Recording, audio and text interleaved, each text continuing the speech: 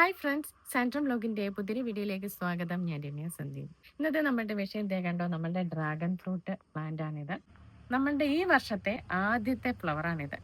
March മാസം പകുതി കഴിഞ്ഞപ്പോഴാണ് ഇതിൽ പൂക്കളൊക്കെ ഇട്ട് തുടങ്ങിയത്. പൂക്കൾ എന്ന് പറയുമ്പോൾ ദേ ഇതുപോലെയാണ് വരുന്നത്. ആദ്യമേ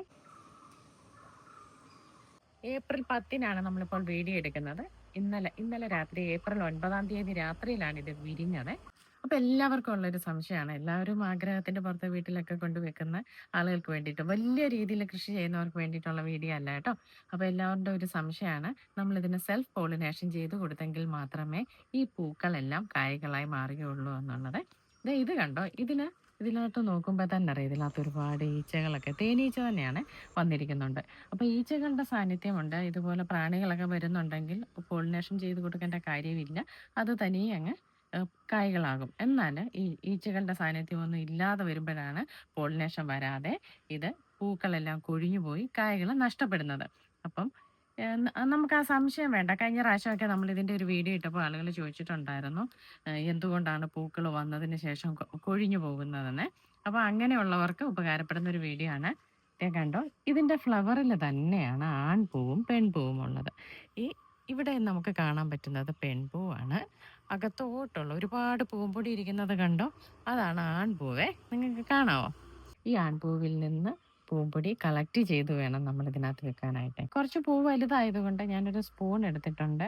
സ്പൂണ് നമ്മൾ അതിനകത്തോട്ട് വെച്ച് കൊടുത്തിട്ട് സ്പൂണിനകത്തോട്ട് ഈ പൂമ്പൊടി തട്ടിയിട്ട് കൊടുക്കുകയാണ് ചെയ്യുന്നത്.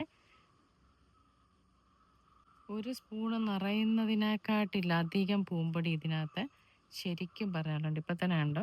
ഇനി ബാക്കിയും കൂടെ നമുക്കിതുപോലെ കളക്ട് ചെയ്തെടുക്കാം. നമ്മൾ ആവശ്യത്തിനുള്ള പൂമ്പൊടി കളക്ട് ചെയ്ത് കണ്ടോ, ഇത് ഞാൻ ഇതിനകത്തോട്ട് ഇട്ട് കൊടുക്കുകയാണ്.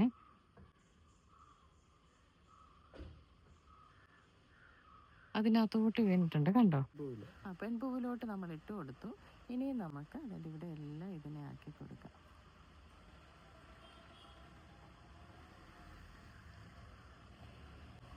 ഇനി ഉറപ്പായിട്ടും ഈ പൂവ് കായാകും എന്നുള്ള കാര്യത്തിൽ യാതൊരു സംശയവുമില്ല. ഇങ്ങനെയാണ് ഈ പൂക്കൾ വന്നിട്ട് ഇതുപോലെ ഈച്ചയൊക്കെ ഉണ്ടെന്നുണ്ടെങ്കിൽ ഒരു പ്രശ്നവും ഇല്ലാതെ അതെല്ലാം കായ്കളാകും. രാത്രിയിലാണ് പൂവ് വിരിയുന്നത്. രാത്രിയിൽ വേണമെങ്കിലും നമുക്കിതുപോലെ സെൽഫ് പോളിനേഷൻ ചെയ്ത് കൊടുക്കാം. അപ്പം ഈ പൂക്കളെല്ലാം കൊഴിഞ്ഞു പോകുന്നു എന്നുള്ള വിഷമം ആർക്കും വേണ്ട. നിങ്ങൾ ഇതുപോലെ ചെയ്ത് കൊടുത്താൽ മതി. ഇനിയും അടുത്തത് നമ്മളിത് വിളവെടുക്കുന്നത്, ഇന്ന് നമ്മൾ പോളിനേഷൻ ചെയ്ത് കൊടുത്ത് 30-ാം ദിവസം നമുക്കിതിനെ ഒരു പൂർണ്ണ വളർച്ചയെത്തിയ ഒരു ഫ്രൂട്ടായിട്ട് കിട്ടും. 30 ദിവസം മതി ഇതിനെ നമുക്ക് കട്ട് ചെയ്ത് എടുക്കാനായിട്ട്. അപ്പോൾ ഇന്നത്തെ വീഡിയോ നിങ്ങൾക്ക് എല്ലാവർക്കും ഉപകാരപ്രദമായെന്ന് വിശ്വസിക്കുന്നു. മറ്റൊരു വീഡിയോയുമായി വീണ്ടും കാണാം. നന്ദി.